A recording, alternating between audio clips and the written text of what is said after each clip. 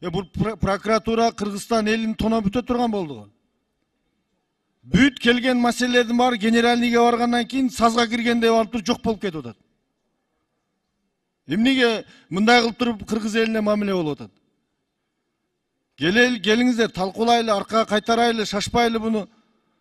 Азыр мына өткөндө сунуш бердик биз. Мына жер маселелери боюнча бүт укук органдары, министрликтер келип туруп бул жерде талкуу кылсын. Анан көрү земельный кодексти өзгөртпөйлү, земельный кодексти.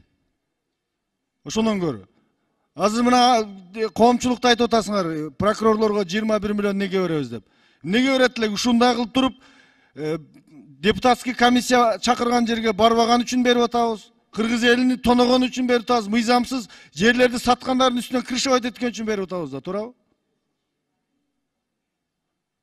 Ошон үчүн мына жерде эртең кийинки апта прокуратура мыйзам келсе ага да баа бериш керек. Бирок мынага шашпайлы, урматтуу кесиптештер.